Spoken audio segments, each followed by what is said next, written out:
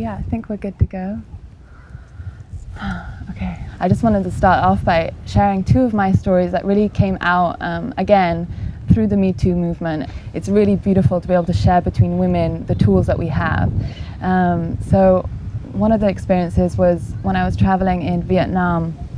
I was out with some friends, and me and a friend, we decided we wanted to go home early. We didn't really want to stay out. The taxis are mainly motorbike taxis, and they only wanted to take one on the back of each. So I didn't know where our guest house was, and so I said to my driver, can you please just follow my friend, because he knows the direction. And we got to the first road, and he went in the opposite direction, and I instantly felt really strange.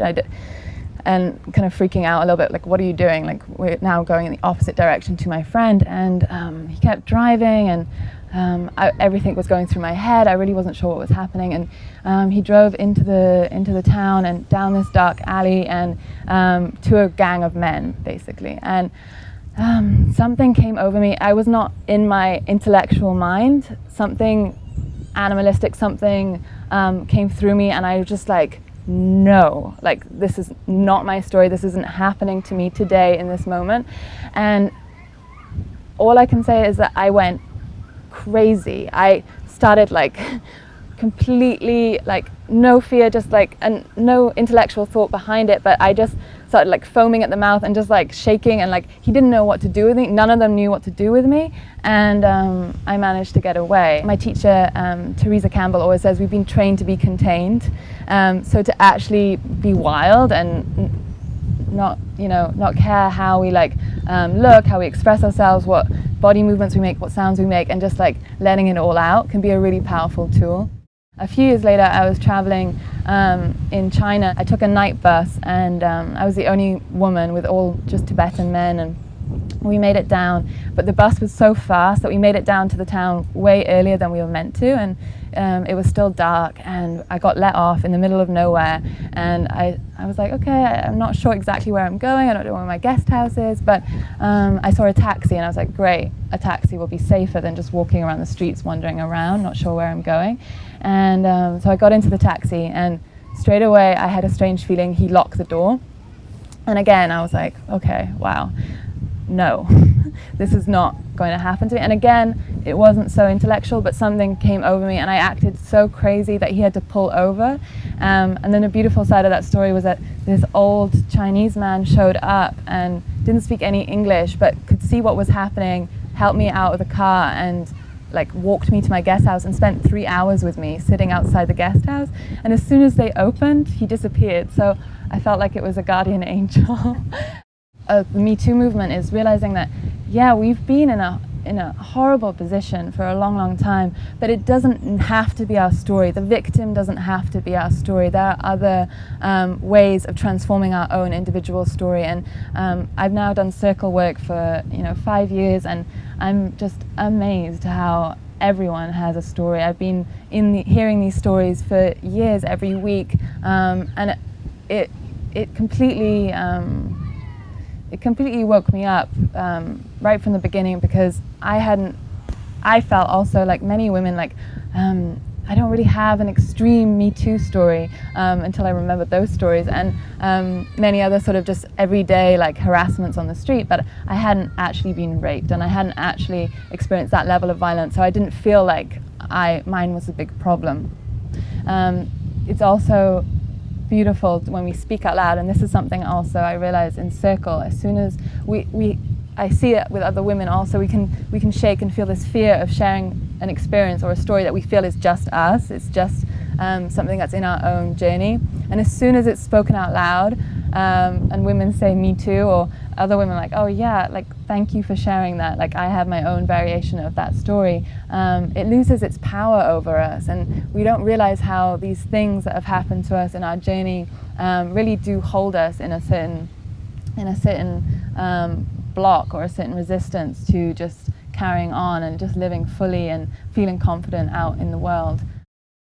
What's beautiful with this research, with looking deeper into our story, what came out again and again were stories of women in power with their sexuality. I chose that moment in time. It began actually not by choice, but I began a year and a half of celibacy.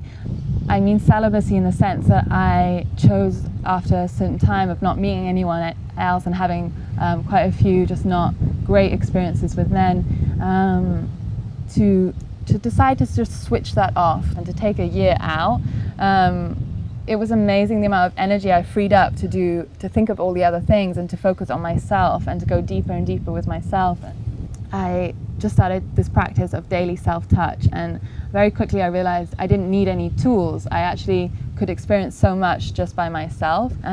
What I decided was, and this was just my personal journey, was I'm just going to show up each day as a self-practice and touch myself and just see what I like and see where I go without the mind dictating what I should do or techniques or anything like that. Is actually just exploring what feels good and taking time to each day discover more and more. And what was beautiful with this journey, and still is that it's nearly like you can't hide with your sexuality. It's nearly this place where all of your emotions, your fears, your resistance, everything that's in life shows up. And when it's just with myself, I had to be in this daily questioning, like, why do I feel weird right now? Or why do I feel blocked? Is it just me?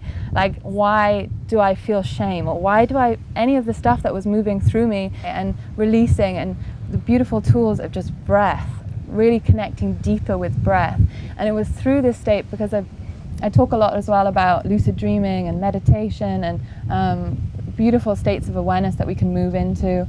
But actually the most profound experiences I've had finally understanding what like astral travel meant, and these different ecstatic states through just orgasm and breath and through touching myself, and moving into these states of connection to this otherworldly realm, this mysterious aspect of life, really exploring the emotions and the energies that are moving through my body, and realizing how I can actually move my pleasure through my body and not contain it also, and realize it's a tool that can be used in everyday life. And this was to not glamorize it, because it was a whole year and a half of also feeling a lot of stuff coming up continually and feeling really awkward, and still deep down really wanting to meet a partner, but realizing that I needed to still be on this journey. I needed to release and heal so much, and also really get to know myself. I realized up until this point I hadn't really taken the time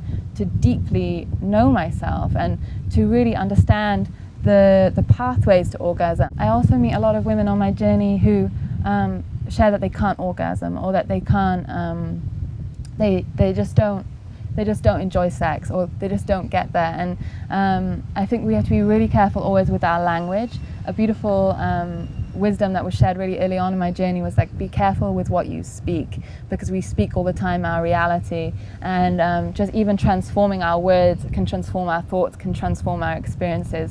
So to never say I can't orgasm, but I'm moving towards orgasm, or I'm journeying to find my orgasm. It's all these beautiful ways of expressing that we're in this place of curiosity and discovery, but to realize as well there's no shame in this sense of maybe I haven't experienced an orgasm, or I haven't experienced these deeper levels of pleasure that we can, and these different forms of orgasm that we can experience. It's huge work to be able to get to a place to just be present and just to fully enjoy an experience without the stories that block in our mind, like, oh, how am I looking, or I would like to turn the lights off, or any of that stuff. After this year and a half of celibacy, I felt like, okay, I'm really comfortable here now. I feel kind of quite good with myself, and it's now time to step out into the world and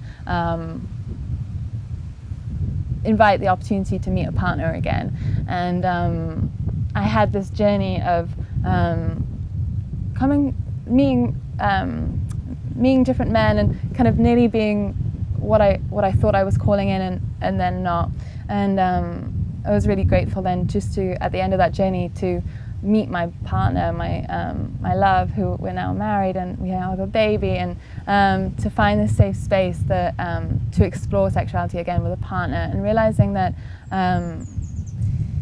that it's also a journey, that it's also still a process of meeting again and again. I think we've been glorified in our media, and this is really important to understand as well, because a huge part of that journey, this same year of celibacy was the same year that I decided to stop watching all film and television, pretty much cut off from all social media, not take in any outside stories, outside noise, and really be in my own deep process of meditation and connection.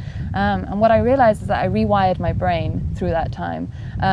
My idea of who I was as a woman and who I was in the world transformed, because I was accessing this deeper point. And then as soon as I entered back in, just to watching, I remember watching a harmless comedy, a harmless film, and it was just so interesting because it was harmless, but it was still sharing this story of a woman and what it is to be a woman and what sex is. And it was just so interesting then, from this place of having cut off, to suddenly see how we're all the time being told these stories, and television, it can be like tell you vision, it's like telling you your visions of the world, and understanding that these stories are repeated, and often in most cases in Hollywood and mainstream media is run by men, and so these stories have the lens of a man. But from a young age I had this very clear image of what sex looks like and how to be as a woman, how to perform as a woman.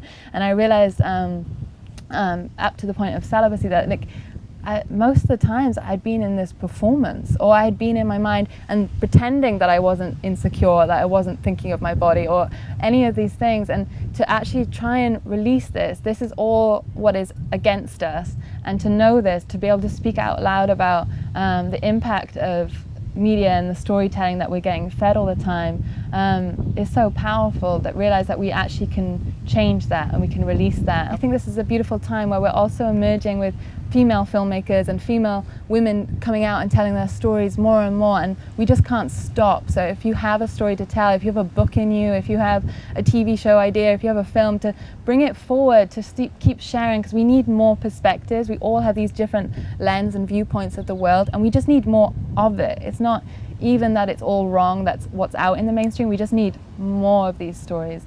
I really love to continue to talk about this whole greater context that we've been part of, this whole greater history, her story, experience, because it really has influenced who we are today, where we are and what is possible, and also who we're meeting, what they believe a woman's role is and what a woman's position is.